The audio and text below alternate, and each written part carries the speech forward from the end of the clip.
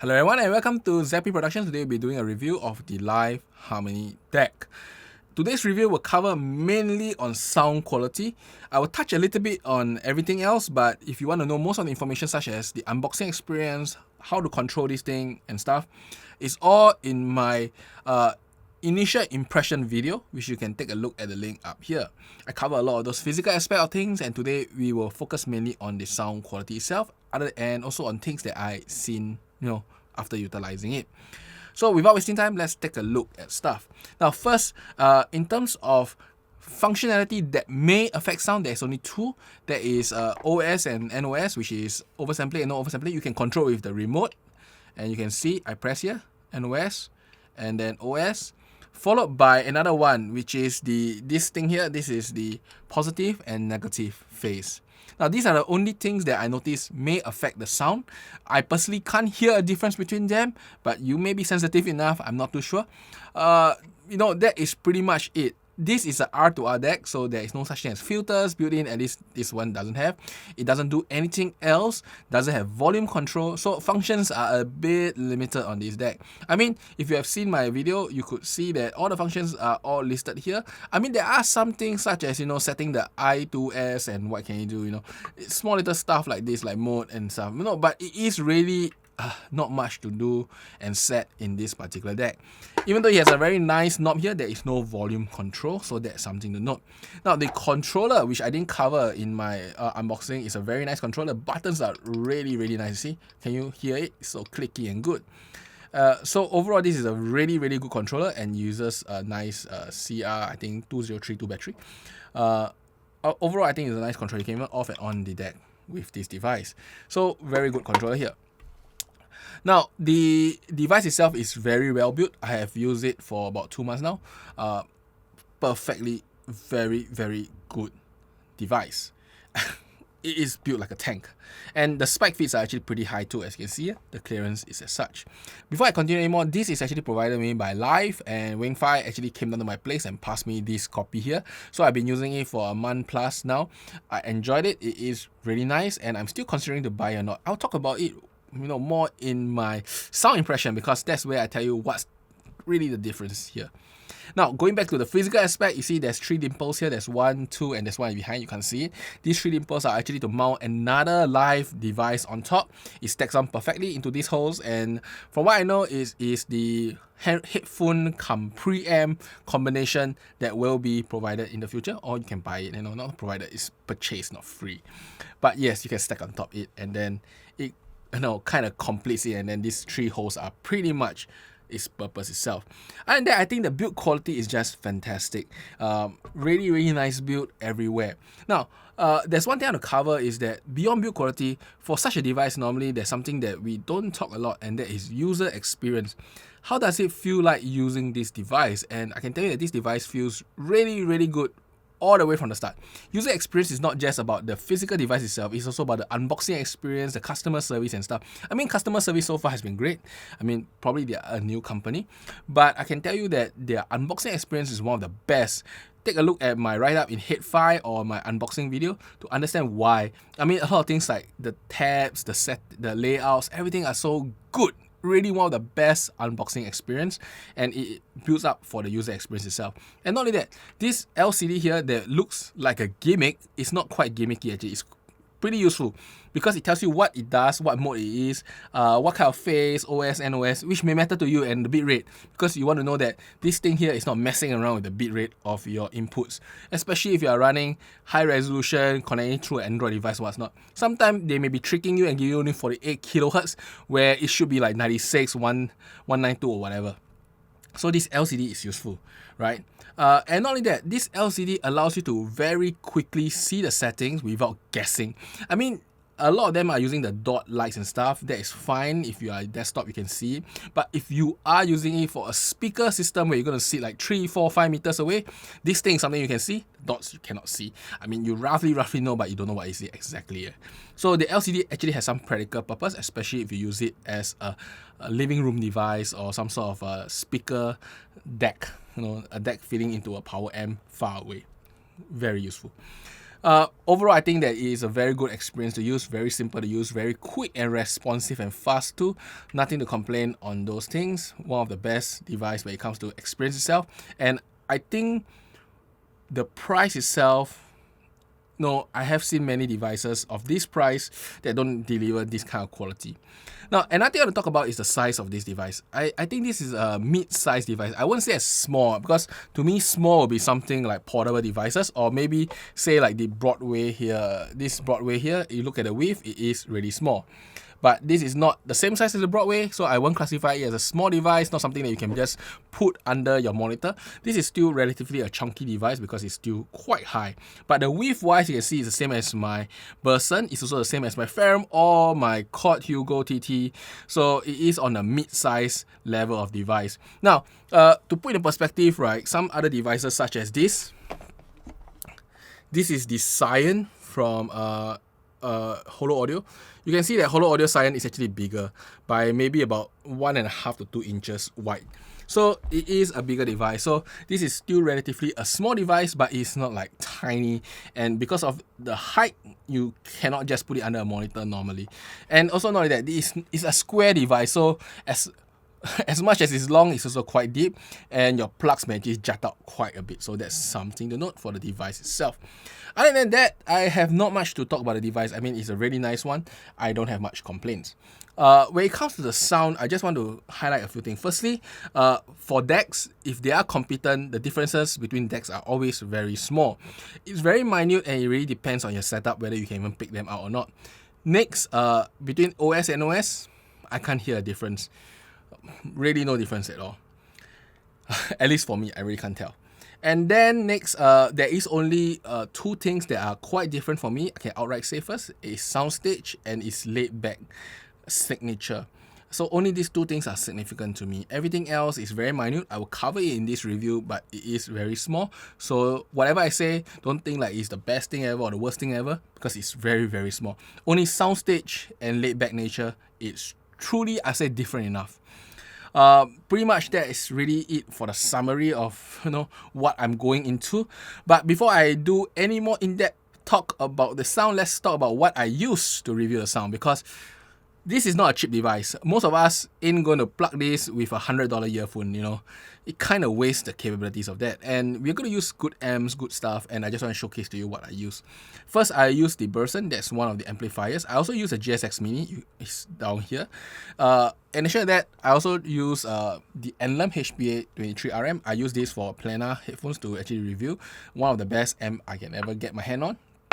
I also used the Broadway at one point in time, and this is actually used in conjunction with my Atrium Open, and it also forms part of this review. Now, I have used briefly with the Ferrum Or, and also compared it with many other decks, which I'll talk about it later.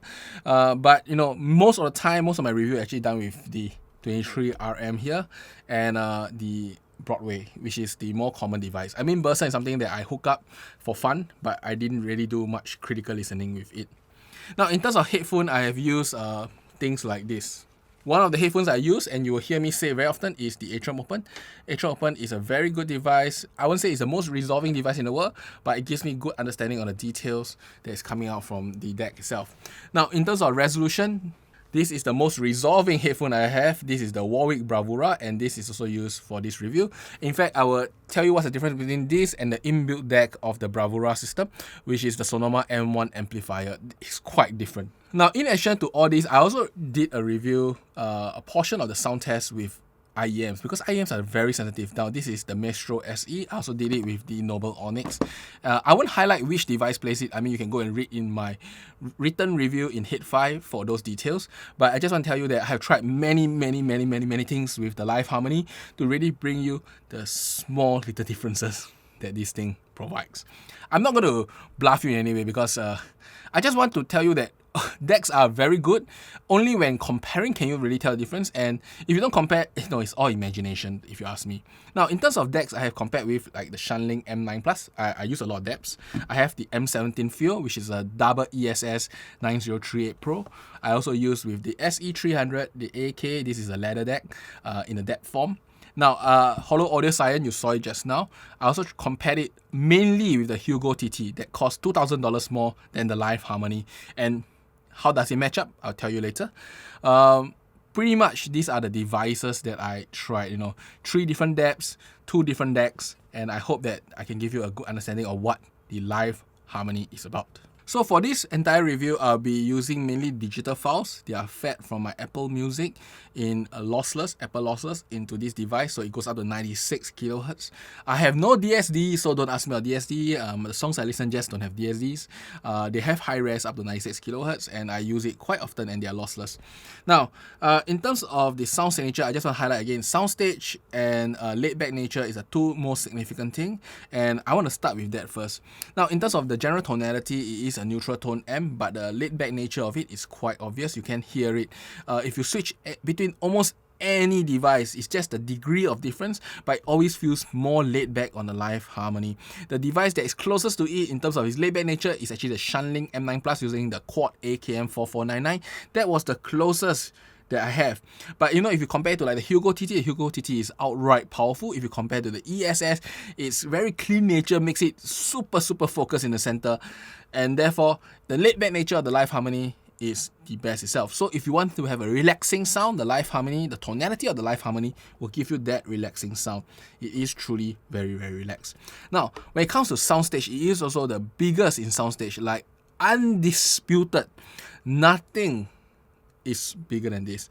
Even the M9 Plus Shuntling with its preamp and whatever it's doing there, it's still smaller. I mean, if I want to compare, if I hear something like Ibarra, is the difference between at the 2 ears versus at the 2 eyes. That's the difference in Soundstage. I use my head as a good comparison because that's how I can imagine better and explain to you guys better. When I listen to the LAiV Harmony, it feels like the vocals extend to the ears. When I listen to the Shuntling M9 Plus, it extends to the eyes. I mean, I'm talking about the same amplification, everything, just the deck. I use a line out from the Shuntling.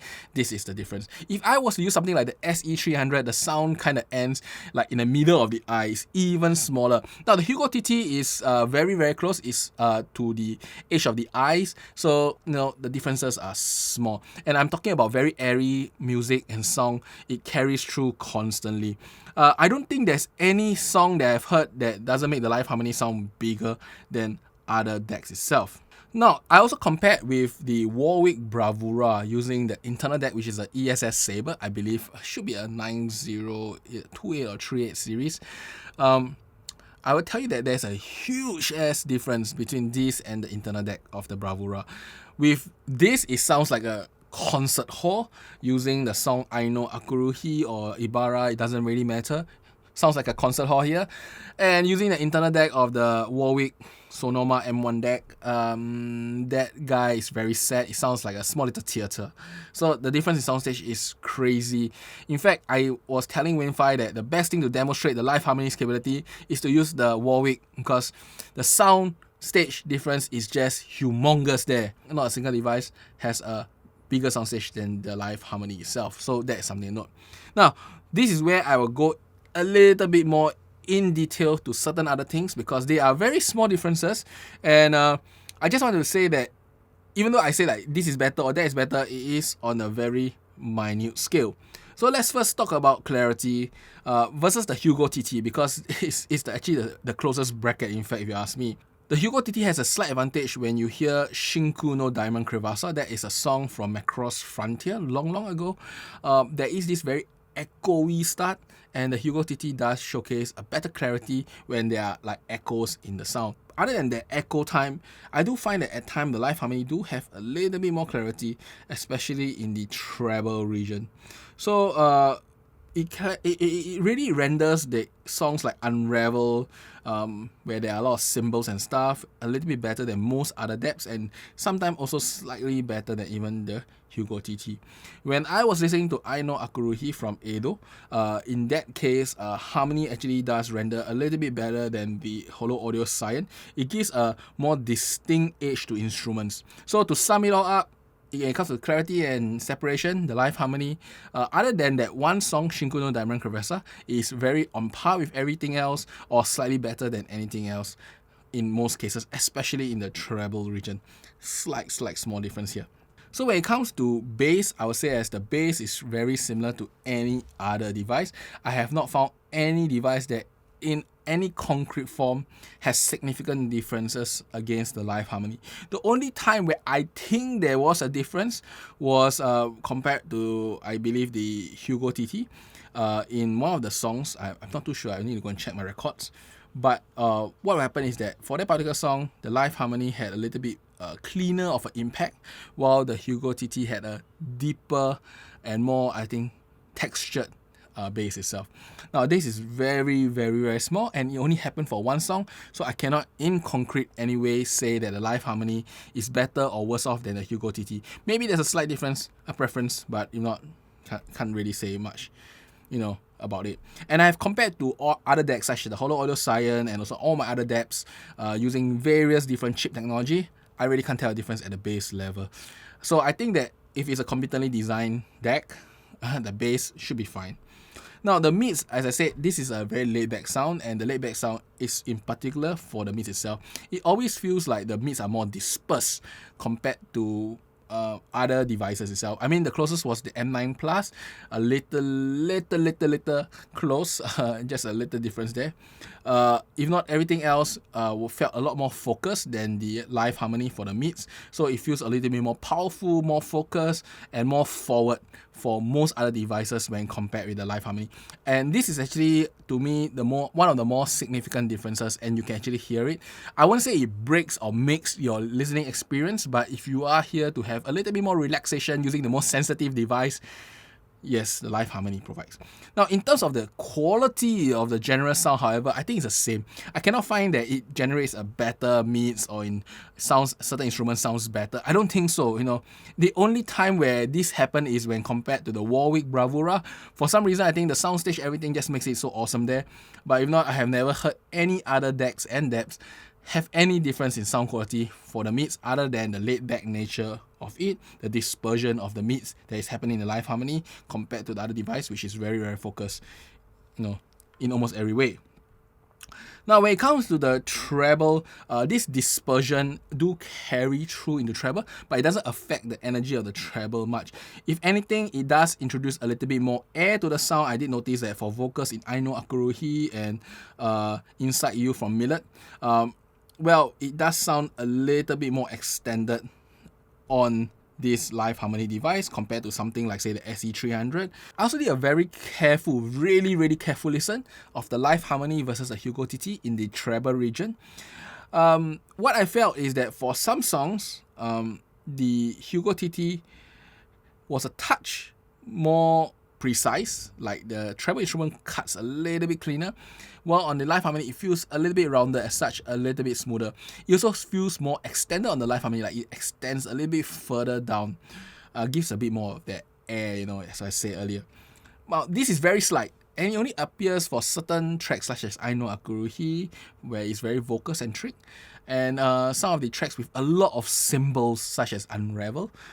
Very minor. I think that it doesn't appear all the time, and it's not conclusive in nature. So I won't say that the treble is significantly different to the Hugo TT in any way for those things. Now, pretty much that is it for the sound quality of the LAiV Harmony. Goes back to Soundstage, significant, laid back nature that extends into the mids and a little bit into the highs, significant. Everything else, minor. I cannot prove that it is truly better, and if you ask me to blindfold my eyes, I probably can't tell other parameters at all. It is so close, and it depends on song to song, and it can be also a lot of minor things such as adjustments and stuff that may affect it. So the only difference really to me is Soundstage and laid back nature, consistent across every device, across every amp, across every headphone. I hear it across every song too. So now, between devices, which do I prefer? I prefer the LAiV Harmony. I love Soundstage. I love its more relaxed tone, because if I want a more exciting one, I can get a headphone that is a bit more spicy. It gives me the excitement anyway. What I want is the deck to give me the biggest sound out there. This may sound very trivial, very nitpicking the quality of sound, and what the heck is Soundstage, right? But Soundstage gives me the feeling that, you know, I'm listening to something very premium, something very big, something very special. When it becomes very narrow, it feels like listening to earbuds, and I know this gives me that final push of quality in devices. I mean, if your amp is good, your headphones are good, this is the final push. And I don't really have that much decks at home. That being said, I compared with a lot of other DAPs and DAC. I think that this is the best in Soundstage itself, and this is why I love it. Now, compared to individual device, I would say as Quad Hugo TT gives you a lot more oomph in the sound. It feels more dynamic and powerful because it's not so laid back. Soundstage is a bit smaller, just a touch smaller, but you know that power is something that really makes a difference if you are looking for that kind of sound signature itself. And the Hugo TT also have headphone jacks and also preamps built into the device, so it is a little bit more flexible device itself. It also has a controller, you can control far away, but I think usability, the LAiV Harmony is way better in usability than the Hugo TT in any way. It is like superior when it comes to usability. Just that the Hugo TT can do a lot more, and it's a lot more useful for a device at home, and you can just use it alone too if you want, and power your headphones. Now that's for the Hugo TT. Now, if I was to compare to something like the Holo Audio CN-2, I do think that this is a touch better. The soundstage is bigger, it's a bit more laid back. There are some minute differences such as the clarity and stuff. I do find the LAiV Harmony is a touch more clearer, but it's non-conclusive. I cannot safely say that I can detect it in every single song. So really the soundstage and the laid-back nature is the more distinct one. And for that, I will say as the LAiV Harmony does, you know, that special sauce a little bit better than the Holo Audio CN. I mean, leather decks are usually tied to such smooth, big sound, and the LAiV Harmony really encapsulates that thought process very well compared to the Holo Audio CN. Now, same thing with the SE300, even though there's a DAP and it's R2R, same thing, the LAiV Harmony have that extra value. And the LAiV Harmony is a little bit more clearer than the SE300, a little bit more noticeable. I think it's a little bit more repeatable against the SE300, because the SE300 just feels like a touch lower than the CN-2, while the LAiV Harmony feels a touch higher than the CN-2. It's a touch higher here and there, but 2 touches is a little bit more significant than 1 touch, right? Versus the Sennheiser N9 Plus, the quad AKMs are very, very close to this, and also I think Sennheiser's pre-amplification stuff makes it really close. But the Sennheiser does tint the music a bit. It feels a little bit warmer than the LAiV Harmony, just a touch warmer in there. And it does still have a slightly smaller soundstage and also a little bit more focus in the sound, even though it's very, very, very close. So between this and the Sennheiser N9 Plus, well, the cost is about the same, so you ain't gonna save any money there. But that is a DAP and this is a DAC. And if you are looking to put it at home, I think I will say the LAiV Harmony is better. But if you are going on the go, I think the Sennheiser N9 Plus is pretty close and can give you quite a lot of the qualities that this guy provide in terms of soundstage and laid-back nature of sound. Now, if I was to compare these to ESS-based decks such as the Sonoma M1 and the Feel M17, both of them use some sort of ESS Saber decks. I don't really know, is it an ESS thing or is it the way they also do their amplifications? Because the differences are quite distinct. I mean, the ESS all feel very forward in the mids, very, very powerful there, pushes forward significantly, and not only that, it also renders the sound a bit different. It always feels like there is like darkness between music. So even though these have a bigger soundstage, in terms of separation, it is really close or almost similar, because the bigger soundstage do spread things apart, but the ESS devices, at least the 2 I tried, I have, creates that darkness in between all the instruments, make it very distinct. So I really don't know. And in terms of clarity, I think it's very, very similar. I don't really think that the ESS is better or worse off. The only difference really is the soundstage and the laid-back nature, which is the biggest difference between all devices I own. You know, other devices are kind of like close but not the same. This is like huge gap between them. So if you are looking for the most laid back and, you know, relaxed sound together with a huge soundstage, don't get an ESS based device. At least those I tried are not that great. It feels very small compared to this. But if you want power, you want like clarity, pureness, ESS device all gave me that feeling. once again, it may not be the ESS device, it may just be those devices I have and its implementation. So, I don't want to just classify everything ESS is like that, but that is how I feel for those I have. So in a nutshell, what do I think about the LAiV Harmony? I'm really tempted to purchase it. I'm still thinking it is really, really, really nice. It gives me that special difference compared to other devices, and I'm willing to pay money for those special difference. And not only that, it looks really good. I mean, look at this. It looks fantastic. It looks really nice and premium. I don't really have any complaints in those things. So the LAiV Harmony, to me, is one of the best decks I ever tried. Even for this price range, it's really different. It's different. I call it the best deck because it's really different, and it's different in the way I like. You may think that it's the poorest deck because if you don't like the sound signature, there's nothing to debate on. Because best is subjective, especially in audio world. Don't be worried that somebody tells you your decision is wrong because, well, his and your preference are just different. That's about it for today. I hope you enjoy this review of the LAiV Harmony, and I'll see you guys next time. Bye-bye.